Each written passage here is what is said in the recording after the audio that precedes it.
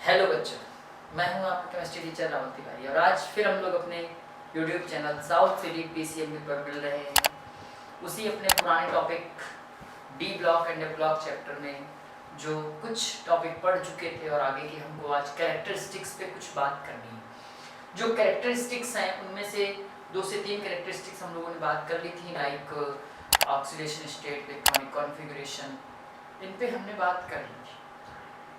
उसके आगे की कुछ कैरेक्टरिस्टिक्स पे भी हमको बात करनी है। अब जो हम लोग बात करने जा रहे हैं कैरेक्टरिस्टिक्स पे, वो कुछ इस तरह से हैं जैसे कि पहले आपको सबसे आगे कलर्ड आयन फॉर्मेशन। देखिए, कलर्ड आयन फॉर्मेशन का मैटर ये है कि कौन से कंपाउंड कलर्ड आयन फॉर्म करते हैं, कौन से मेटल्स। तो डी ब्लॉक के एलिमेंट्स ट्रांजिशन मेटल्स होती हैं और इन ट्रांजिशन मेटल्स में चूंकि जो कलर का मैटर होता है वो पेयर्ड और अनपेयर्ड इलेक्ट्रॉन्स की वजह से होता है। तो जितने भी आयंस, जो भी आयंस अनपेयर्ड इलेक्ट्रॉन कंटेन करते हैं, उन सारे आयंस को हम लोग कलर्ड आयन बोल सकते हैं। और जो भी ion only paired electron contain करते हैं, उनको हम लोग कलरलेस आयन बोल सकते हैं। ठीक, तो कलर्ड आयन और कलरलेस आयन की बात ये है। दूसरी बात कि जो भी आयन विजिबल रीजन से लाइट का एब्जॉर्प्शन करते हैं, उनको भी हम लोग कलर्ड आयन बोलते हैं और डीडी ट्रांजिशन दिखाते हैं। तो ये सारे के सारे रीजन कलर्ड आयन होने के लिए होते हैं। मेन फैक्टर जो है वो पेयर्ड और अनपेयर्ड इलेक्ट्रॉन्स का है। तो सबसे पहले जैसे कहा जाए, most of the transition metal compound as well as covalent compound are colored both in solid and in aqueous solution. Generally the element or ions having unpaired electrons produce colored compound. जिनके पास unpaired electrons होते हैं वो colored compound का formation करते हैं। ठीक, तो इस पे और भी थोड़ा सा डिस्कशन होगा। Most of the transition metal ions exhibit color property. This is due to DD transition of unpaired electrons in their T2G and EG set of d orbital. आपको मैं बता दूं, d orbital, d सबसेल में 5 orbital होते हैं। इन 5 orbitals को degenerate orbital बोलते हैं जब तक कि इनकी एनर्जी सेम होती है, यानी similar 5d orbitals are called degenerate orbital। और इनकी डिजेनरेसी कब खत्म होती है? जब इनको इलेक्ट्रॉन्स को एनर्जी मिल जाती है। तो ये 2 टाइप के ऑर्बिटल्स में स्प्लिट हो जाते हैं, T2G और EG। जैसे हम लोग इसको EG बोलेंगे और इसको हम लोग T2G बोलेंगे। तो ये T2G ऑर्बिटल इसको ट्रिपली जनरेट और ये EG ऑर्बिटल इसको हम लोग डबली जनरेट बोलते हैं। तो वही वो कह रहा है कि this is due to D D transition, यानी डी का इलेक्ट्रॉन डी में ही इंटर करेगा, इसी को हम लोग डीडी ट्रांजिशन बोलते हैं। जैसे ये इलेक्ट्रॉन यहाँ था और ये इंटर कर गया ऊपर वाले में, तो इसको डीडी ट्रांजिशन बोलते हैं। They require less amount of energy to undergo excitation of electron, hence they absorb visible region of light exhibiting colour. तो इन लोग को कलर को रिप्रेजेंट करने के लिए ये एनर्जी को एब्जॉर्ब करते हैं एक्साइटेशन ऑफ इलेक्ट्रॉन की हेल्प से, और फिर इसके बाद विजिबल रीजन से लाइट एब्जॉर्ब करके कलर को रिप्रेजेंट करते हैं। ठीक, तो जैसे Sc22 स्कैंडियम+2, तो स्कैंडियम+2 ये तो कलर्ड होगा, लेकिन इसी जगह पे अगर Sc++ आ जाए तो वो कलरलेस हो जाए, क्योंकि इसके पास एक भी अनपेयर्ड इलेक्ट्रॉन नहीं है, जबकि Sc++ के पास एक अनपेयर्ड इलेक्ट्रॉन है, जिसकी वजह से वो कलर्ड आयन शो करता है। सिमिलर Ti+2 के पास 3d2 होता है, Ti++ 3d0 होता है, तो इनके पास भी अनपेयर्ड इलेक्ट्रॉन्स नहीं है, उसके पास अनपेयर्ड इलेक्ट्रॉन्स हैं, जिसकी वजह से वो कलर्ड है और ये कलरलेस है। तो कह रहा है transition metal ions which do not have any unpaired electrons in their d orbitals like 3d0 and 3d10 configuration do not exhibit any colored property। यानी अगर आप कहें तो Ti+4 और Zn++ ये सब के सब कैसे हैं? कलर्ड आयन, कलरलेस आयन है, क्योंकि इनके पास एक डेल्टा इलेक्ट्रॉन है। A transition metal ion absorbs a part of visible region of light and emits rest of the colors, the combination of which is the color of emitted light. The color of metal ion is the color of emitted light. ये depend करेगा कि किस type का colour वो represent कर रहा है, यानी कितनी वो विजिबल रीजन से लाइट को एब्जॉर्ब कर रहा है। तो किसी भी एलिमेंट का, किसी भी आयन का जो कलर है वो लाइट पे डिपेंड करेगा कि कौन सी विजिबल रीजन से वो लाइट को एब्जॉर्ब करता है। इन transition metal ion the d orbitals split into lower energy set T2g orbitals of higher energy set Eg orbitals. The electron from T2g set gets excited to higher energy of Eg set. This excitation of electrons is called dd transition. मैंने कहा ना कि d orbital जब split हो जाता है दो type के ऑर्बिटल्स में, मैंने कहा ना T2g और Eg set ऑर्बिटल्स। तो जब T2g के इलेक्ट्रॉन एक्साइटेड होके Eg सेट पे चले जाते हैं तो इसको बोलते हैं dd ट्रांजिशन। और फिर ये dd ट्रांजिशन के कारण ही कोई भी आयन कलर एग्जिबिट करता है। तो ये पूरी की पूरी जो प्रॉपर्टी थी वो कलर्ड आयन की बात थी। एग्जाम्पल में जैसे अगर आपके कलर्ड आयन की बात करें तो Cu डबल प्लस आपका जो होता है वो ब्लू कलर रिप्रेजेंट करता है, ठीक। Cu डबल प्लस आयन आपका ब्लू कलर रिप्रेजेंट करता है। Fe डबल प्लस ये ग्रीन कलर रिप्रेजेंट करता है, ठीक। ये डर्टी ग्रीन कलर। तो इस टाइप से ये कलर की बात हुई। आज हमारी पहली प्रॉपर्टी पे जो बात हुई वो किस पे बात हुई? कलर्ड पे बात हुई हमारी। आगे क्या है? Catalytic property. अब मेरे बच्चों आपको पता है कि कैटालिटिक प्रॉपर्टी क्या होती है। कैटलिस्ट क्या है? वो फॉरेन सब्सटेंस जो रिएक्शन में पार्टिसिपेट किए बिना ही रिएक्शन के रेट को इंक्रीज या डिक्रीज करता है। The substance which affects the rate of reaction, it means decreases or increases the rate of reaction, called catalyst। और कैटलिस्ट होते हैं वो हमेशा ज्यादातर केस में ट्रांजिशन एलिमेंट्स ही होते हैं, क्योंकि इन्हीं ट्रांजिशन मेटल्स के पास, ट्रांजिशन एलिमेंट्स के पास अनपेयर्ड इलेक्ट्रॉन्स और वैकेंट d ऑर्बिटल होते हैं, ठीक। तो the transition elements and their compound exhibit catalytic property. This is due to their variable valency as well as due to free valencies on their surface।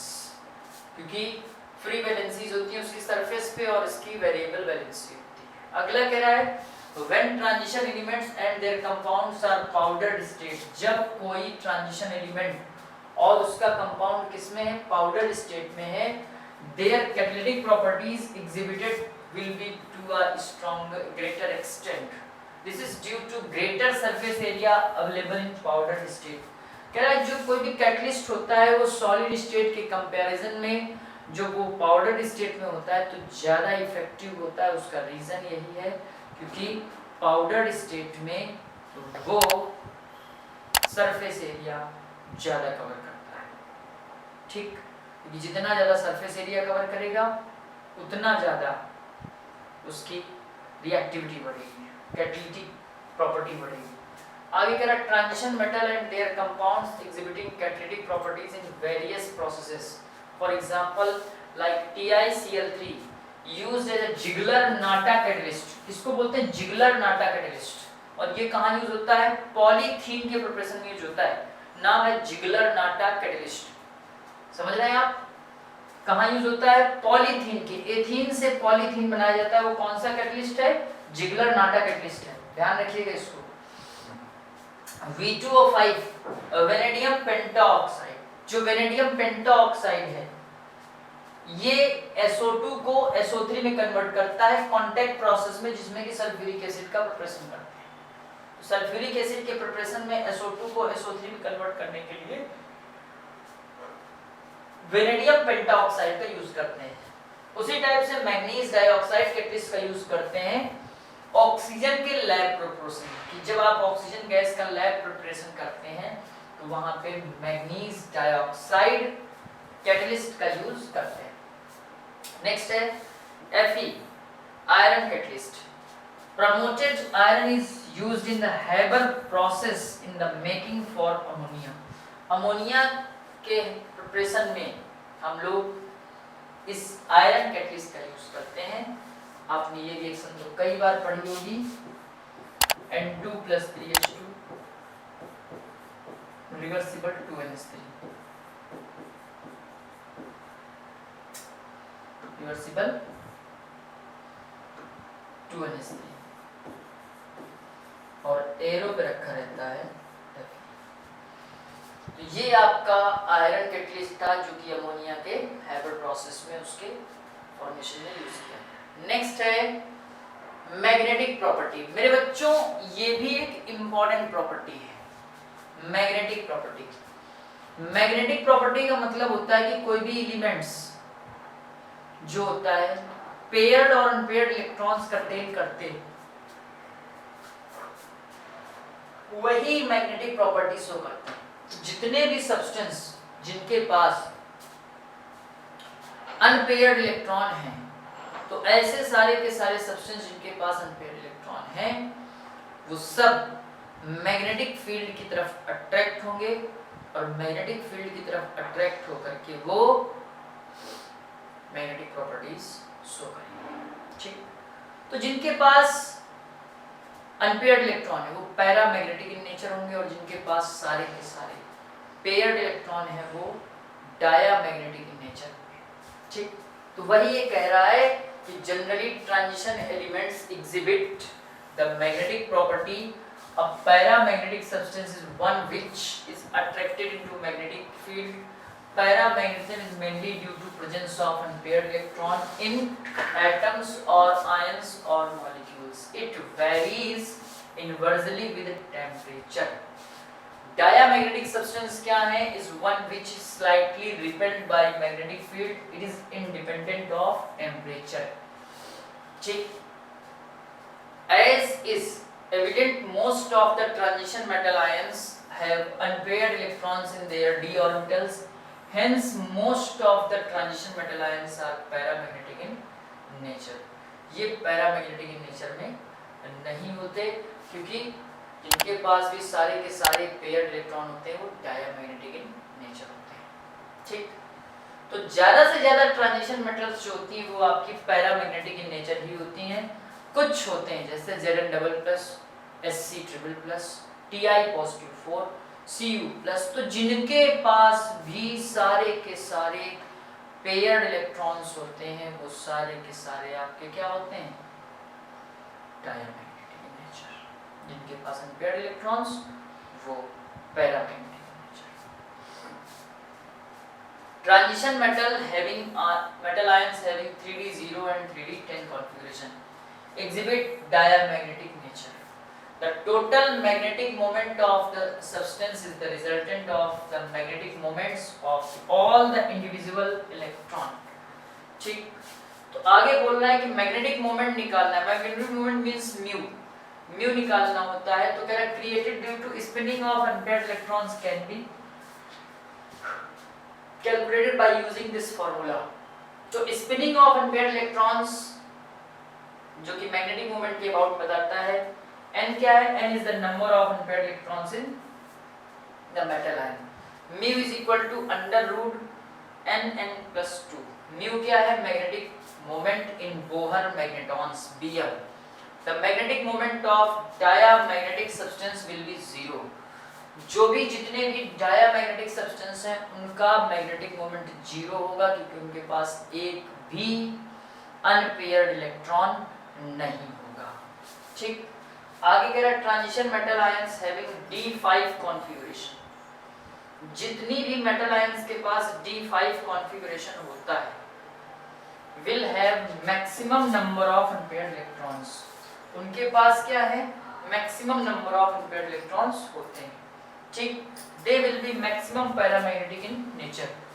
5 unpaired electron हैं, ठीक, 5 unpaired electron, यानी D5 जितने भी atoms का जिन ion का D5 होता है वो सारे के सारे मोस्ट पैरामैग्नेटिक इन नेचर होते हैं, वो मैग्नेटिक फील्ड की तरफ बहुत ज्यादा अट्रैक्ट होते हैं। तो ये हमारी मैग्नेटिक प्रॉपर्टी की बात हो गई, ठीक है।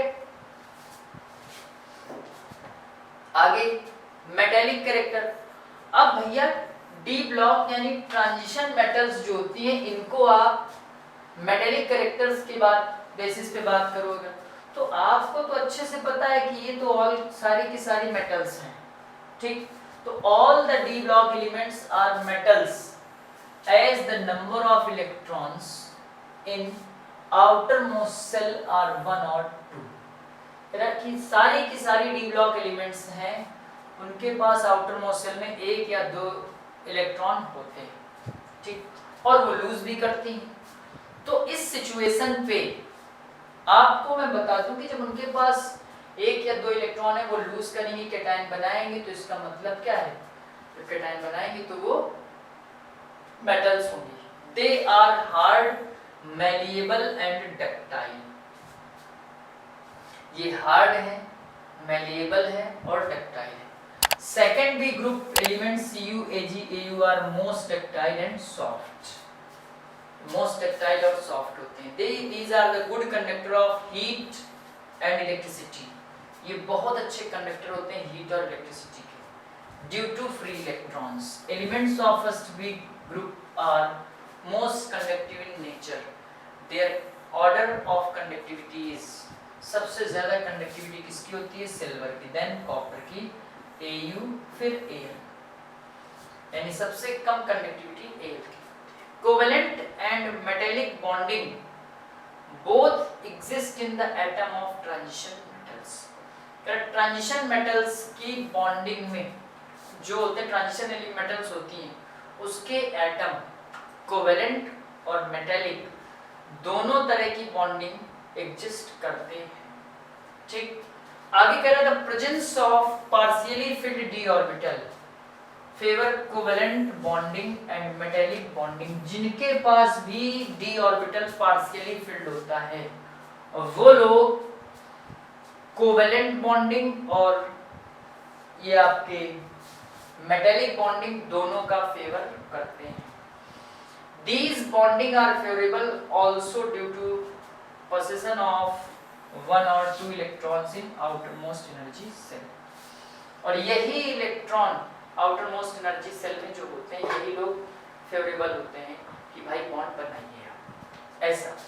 ये मेटेलिक कैरेक्टर की बात थी। आपने एटलीस्ट जो कैरेक्टरिस्टिक्स थी वो पढ़ रहे हैं आप। तो नेक्स्ट हमारी कैरेक्टरिस्टिक है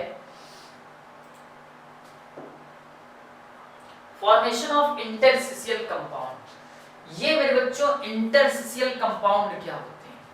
तो इंटरस्टिशियल कंपाउंड की अगर हम लोग बात करें तो जब कोई बड़ा बड़ा एटम होते हैं तो वो छोटे छोटे एटम्स को अपनी जो लैटिस साइट्स हैं उन पे ट्रैप कर लेते हैं, फंसा लेते हैं, ठीक, उनको अपने ट्रैप कर लेते हैं, फंसा लेते हैं, जिससे वो उनका अपना स्टाइकियोमेट्री खत्म हो जाता है।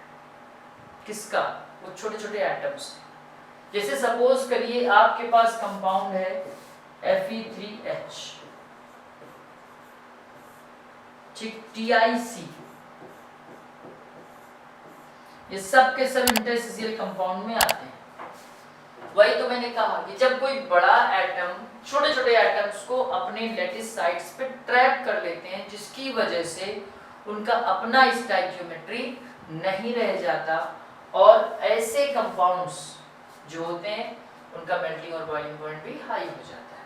तो transition elements form interstitial compound with smaller size non metallic elements like hydrogen, carbon, boron and nitrogen. इनके साथ वो लोग इंटरस्टिशियल कंपाउंड बनाते हैं। तो smaller sized atoms get entrapped in between the interstitial spaces of the metal lattices. These interstitial compounds are non-stoichiometric in nature and hence cannot be given any definite formula। इनका अपना कोई stoichiometry नहीं होता इन compound का, और ना ही कोई definite formula लिखते हैं। आगे कह रहे थे smaller sized elements are held in interstitial spaces of transition by weak van der Waals forces of attraction. तो ये जो कंपाउंड के अंदर ये छोटे छोटे एलिमेंट्स होते हैं वो कहीं ना कहीं weak van der Waals force से एक दूसरे से जुड़े रहते हैं। ठीक, आगे कह रहा है कि the interstitial compounds have essentially the same chemical properties as the parent metal but they differ in physical properties such as density and hardness. इनकी जो केमिकल प्रॉपर्टीज होती है वो पेरेंट मेटल एटम, जैसे यहाँ पे Fe3H लिखा हुआ है, तो इस Fe3H में जो आयरन है, आयरन, तो आयरन की ही प्रॉपर्टी ये कंपाउंड शो करेगा। TiC में टाइटेनियम की प्रॉपर्टी ये शो करेगा। The process of adsorption of excess hydrogen by the transition metal like palladium, platinum, etc. is called occlusion। जब कोई एटम हाइड्रोजन को अपने लैटिस साइड्स पे पूरी तरह से क्या करती है, एड्सॉर्ब कर लेती है अपने सरफेस पे, तो इस प्रोसेस को बोलते हैं ऑक्लूजन। ठीक, ये हमारी बात हो गई इसकी इंटरस्टिशियल कंपाउंड्स के फॉर्मेशन की।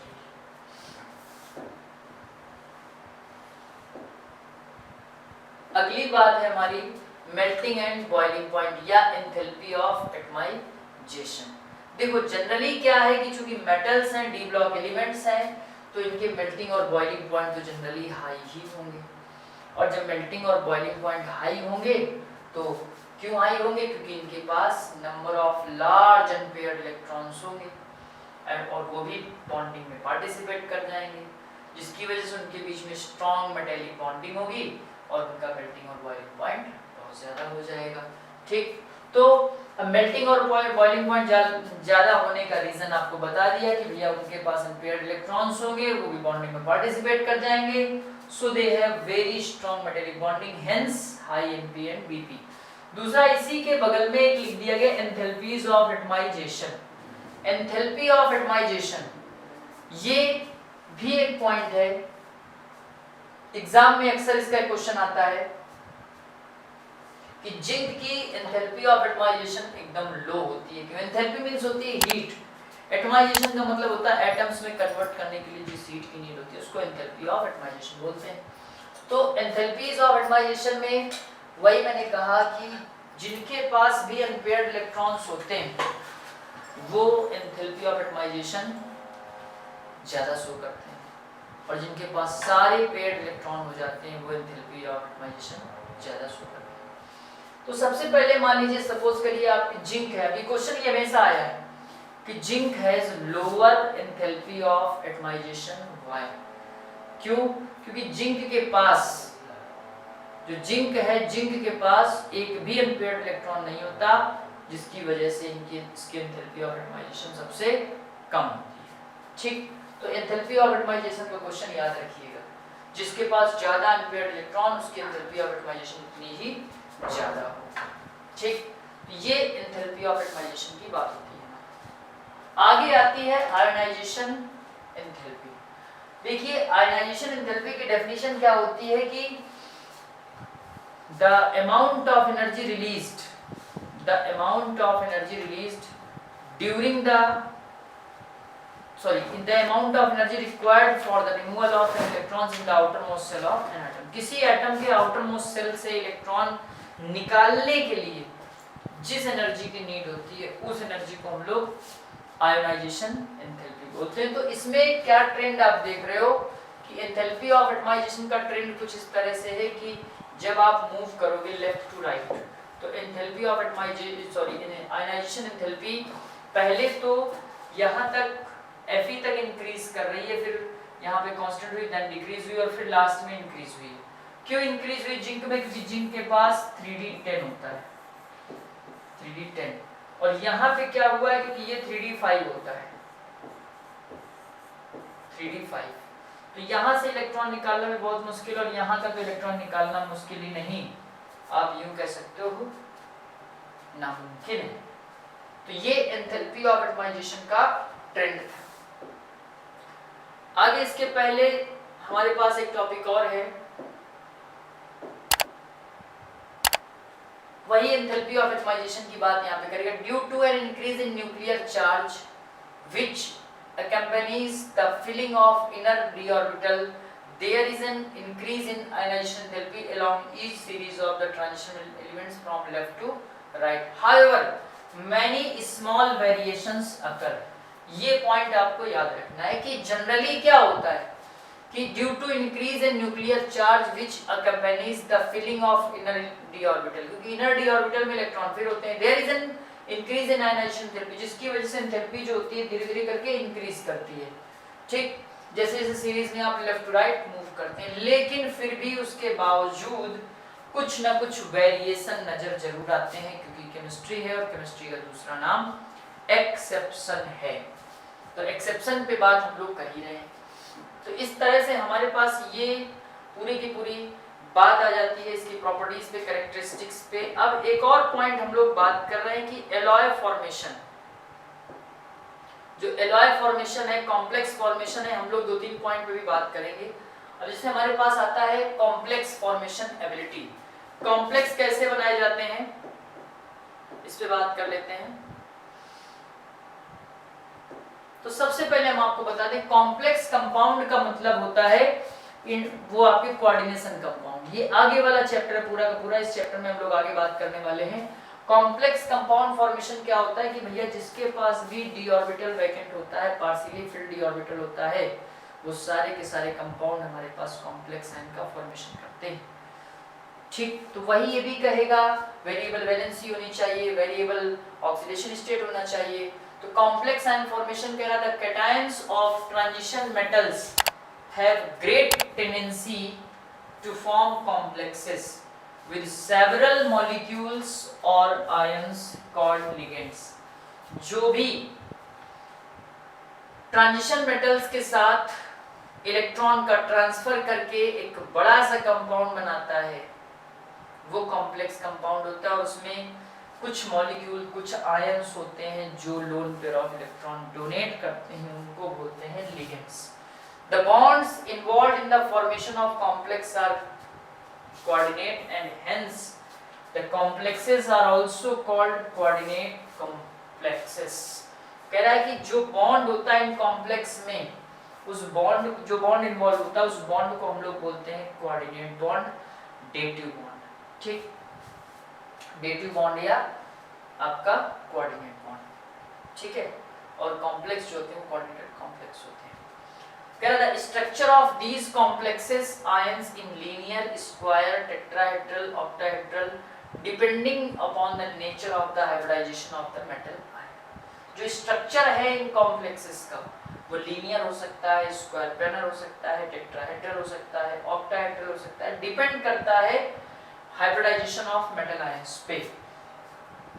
ठीक, तो ये हमारे कॉम्प्लेक्स फॉर्मेशन की बात है।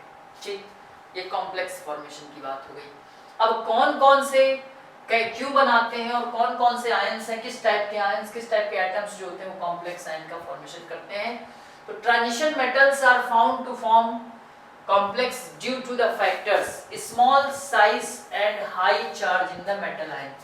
जितने भी मेटल आयन का साइज स्मॉल होगा वो सारे के सारे कॉम्प्लेक्स आयन बनाएंगे। दूसरा कह रहा है availability of vacant low D orbitals, जो आपके पास डी ऑर्बिटल वैकेंट होंगे, लो होंगे, वो लोग इस टाइप के कंपाउंड का कॉम्प्लेक्स का फॉर्मेशन करेंगे, क्योंकि उनके पास लोन पेयर होगा, वो लोन पेयर एक्सेप्ट करेंगे और अपने उस ऑर्बिटल में रखेंगे। ठीक, donated by the other group of atoms called ligand. जो लिगेंड से इलेक्ट्रॉन पेयर डोनेट करेगा उसको वो अपने उन वैकेंट डी ऑर्बिटल में रखेंगे, इसलिए D orbitals, vacant D orbitals की अवेलेबिलिटी की बहुत नीड होती है। नेक्स्ट है availability of variable oxidation state. जो वेरिएबल ऑक्सीडेशन स्टेट होती है उसकी भी हमें अवेलेबिलिटी चाहिए, क्योंकि वेरिएबल ऑक्सीडेशन स्टेट नहीं होगी तो भी हमारे कॉम्प्लेक्स का फॉर्मेशन नहीं हो पाएगा, क्योंकि डी ऑर्बिटल जो भी जितने भी ट्रांजिशन मेटल्स होती हैं ये सब के सब वेरिएबल ऑक्सीडेशन स्टेट शो करती हैं। आगे कह रहा है ability to form pi bond और मल्टीपल बॉन्डिंग, ये भी एबिलिटी होनी चाहिए कि पाई बॉन्ड भी बना ले, सिग्मा बॉन्ड भी बना दे, पाई बॉन्ड मतलब मल्टीपल बॉन्डिंग, डबल बॉन्ड और ट्रिपल बॉन्ड का भी फॉर्मेशन कर ले। उस सिचुएशन पे कॉम्प्लेक्स आयन का फॉर्मेशन हो सकता है। अब हम लोग जैसे बात करते हैं एलॉय फॉर्मेशन पे। अब एलॉय फॉर्मेशन का मतलब क्या होता है कि जैसे कोई भी कंपाउंड है आपका एलॉय बनाएगा, ठीक। एलॉय फॉर्मेशन, एलॉय है क्या? Homogeneous mixture of two or more metals, ठीक। Homogeneous mixture of two or more metal.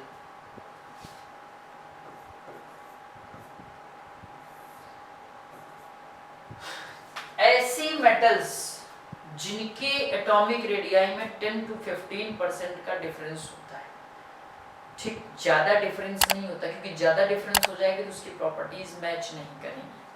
तो ऐसी मेटल्स, ऐसे एटम्स, आयंस जिनकी मेटेलिक प्रॉपर्टी में, जिनकी एटॉमिक रेडियाई में ज्यादा डिफरेंस नहीं होता, ऐसे एलिमेंट्स, ऐसे मेटल्स एलॉय का फॉर्मेशन करते हैं, ठीक। एलॉय फॉर्मेशन मतलब homogeneous mixture of two or more metal, homogeneous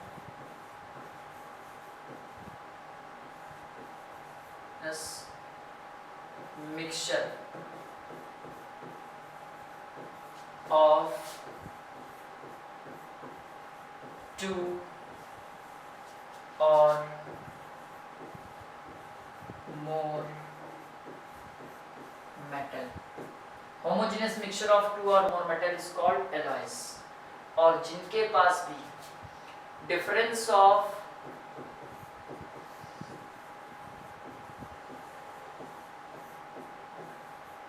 radii 10 to 15%, 10 से 15% का डिफरेंस होता है रेडियाई में, वही लोग बनाते हैं। जैसे ZnHg, इसको हम लोग बोलते हैं जिंक अमलगम, ठीक। Zinc amalgam. ब्रास, ठीक। Bronze,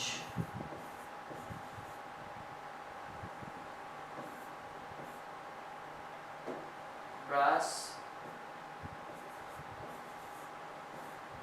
bronze. तो ब्रास है, ब्रोंज है, तो ये लोग क्या बनाते हैं? कॉपर प्लस जिंक, ये कॉपर प्लस जिंक। होते तो सोल्डर भी है, जैसे सोल्डर भी है।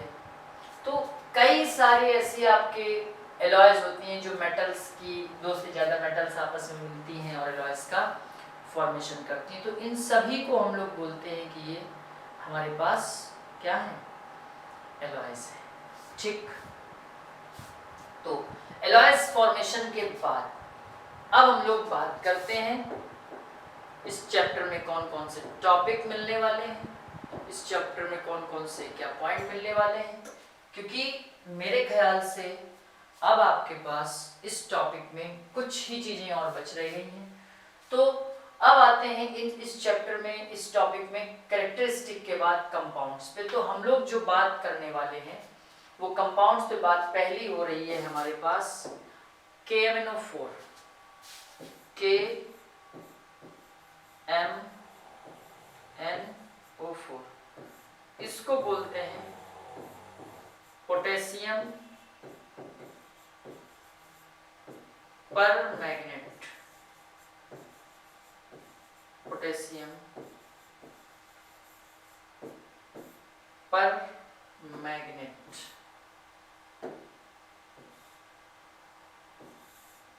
ठीक। Potassium permanganate, KMnO4। दूसरा है K2MnO4, और K2MnO4 को बोलते हैं पोटेशियम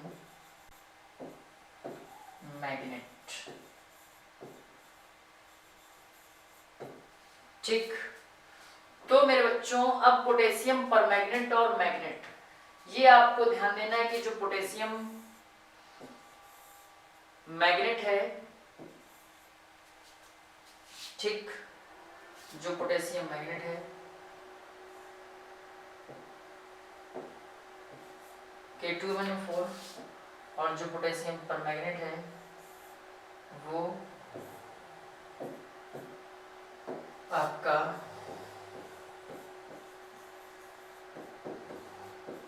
पोटेशियम पर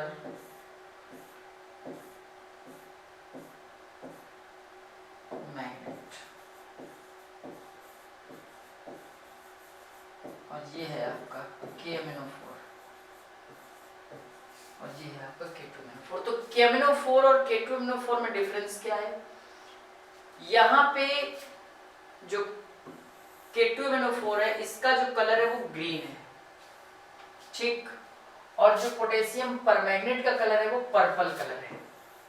इसका स्ट्रक्चर आपका अगर दोनों देखेंगे, अगर आप इनका शेप देखेंगे तो दोनों का शेप सेम है, और इस शेप को हम लोग बोलेंगे टेट्राहेड्रल शेप।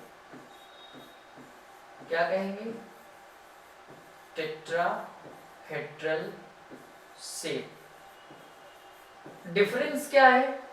डिफरेंस ऑक्सीडेशन में है, वो भी सेंट्रल मेटल एटम की। इसमें K2MnO4 में जो Mn की ऑक्सीडेशन नंबर आएगी वो +6 आएगी, ठीक। K2MnO4 X 2 + -8 X = +6, ये इसकी ऑक्सीडेशन नंबर है। इसी तरह से KMnO4 में जो ऑक्सीडेशन नंबर आएगी वो +7 आएगी। तो ये डिफरेंस है इसमें। इसका कलर जो होता है वो पर्पल होता है और इसका जो कलर है वो आपका ग्रीन है। टेट्राहेड्रल दोनों का शेप है, दोनों का शेप सेम है। इसी टाइप से हमारा दूसरा जो कंपाउंड है वो पोटेशियम डाइक्रोमेट और पोटेशियम परमैग्नेट है, यानी K2CrO4, ये पोटेशियम क्रोमेट है, ठीक, ये क्रोमेट आयन है। और दूसरा है हमारा K2Cr2O7 पोटेशियम डाइक्रोमेट। ये जो होता है ये होता है हमारा ऑरेंज कलर का। स्ट्रक्चर बनाना देख लीजिएगा क्योंकि कभी कभी पूछ लेता है इसका स्ट्रक्चर। ये ऑरेंज कलर का होता है और ये हमारा होता है येलो कलर का,